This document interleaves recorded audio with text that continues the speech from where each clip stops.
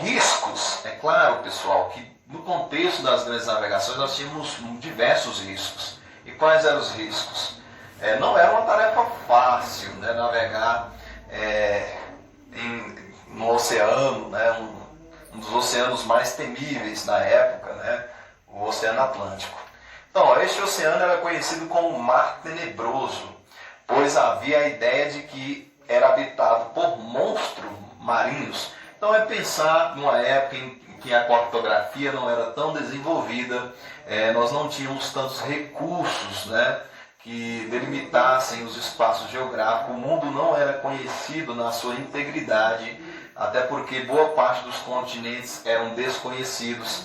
O que nós conhecíamos, de um ponto de vista eurocêntrico, era basicamente a Europa, certo? Norte da África e também o Oriente Próximo. Então, assim, esse processo de globalização, apesar de ter o início aqui nas grandes navegações, ela não era tão interligada igual atualmente. O mundo está todo interconectado, correto? Além disso, alguns acreditavam na ideia propagada nas escrituras bíblicas da Terra plana. Então existia toda aquela superstição, aquele ideário, aquele imaginário que os marujos ali alimentavam, né, de que a Terra era plana e que chegava um determinado momento que eles poderiam sucumbir, né? Enfim, então existia toda essa temática aí. Assim, em determinado ponto da viagem, as embarcações seriam atacadas por monstros ou cairiam em um abismo sem fim, né, o que eu acabei de mencionar para vocês. Então aqui nós temos uma visão, né, de como seria esse processo, né? Eles acreditavam que um monstro aquático iria naufragar as embarcações, os navios, né? E portanto eles seriam sucumbidos ali, certo? Além das crenças, superstições da época, os navegadores enfrentavam outras ameaças, como o problema da fome, da sede, das doenças, das tempestades, que ofereciam uma série de perigos, né, para esses aventureiros, correto? Dessa forma, das embarcações que partiam, poucas retornavam. Então, poucas embarcações regrediam, né, regressavam ao seu ponto de origem. E falaremos agora, caros alunos, sobre o pioneirismo português. Então, quais foram os fatores que determinaram o pioneirismo português, certo? Então, pioneirismo português. Portugal já era uma nação unificada e independente no século XII. Por meio da chamada Revolução de Avis, isto é, 1385, subiu ao trono Dom João I, que, apoiado pelos burgueses, tinha grandes interesses na expansão marítima. Então, veja bem, um ponto relevante que a gente tem que destacar.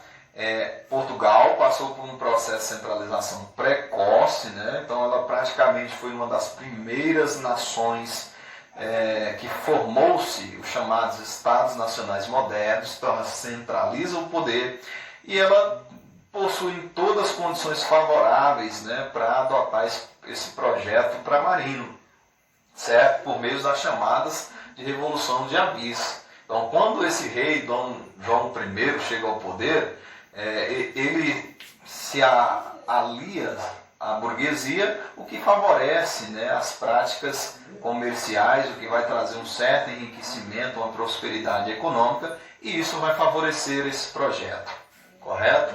Então, boa parte da população vivia da pesca, então eles já tinham certas habilidades, né?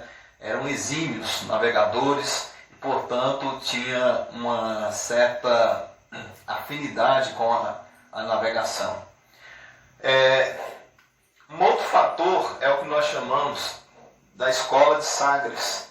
Então, essa escola ela foi de fundamental importância, lembrando que os árabes tiveram uma contribuição magnífica, porque foram eles que introjetaram inovações tecnológicas, né? Inclusive favoreceu a chamada Escola de Sagres, que permitiu o advento de novas tecnologias, como é o caso do astrolábio, como é o caso das caravelas, das bússolas, das cartas náuticas, enfim, várias outras tecnologias, né, que permitiram essa lógica da expansão marítima. E por último, a localização privilegiada. Então, praticamente, eles estavam de cara para o Oceano Atlântico, o que favoreceu, o que favorece, né, esse processo efetivo, né, das grandes navegações ocorridas aí no século XVI. Então, por enquanto, pessoal, nós vamos ficar por aqui, certo? Eu vou, à medida do possível, estar gravando novos vídeos para a gente estar fazendo uma discussão, para a gente estar realmente promovendo um debate, né?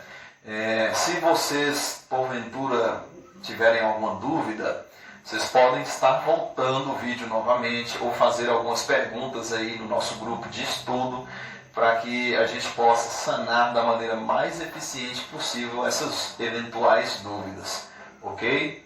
Um grande abraço, estudem e em breve eu irei também direcionar algumas atividades para os senhores estarem desenvolvendo conforme essa nova unidade de ensino da nossa apostila, ok? Forte abraço, tudo de bom para vocês.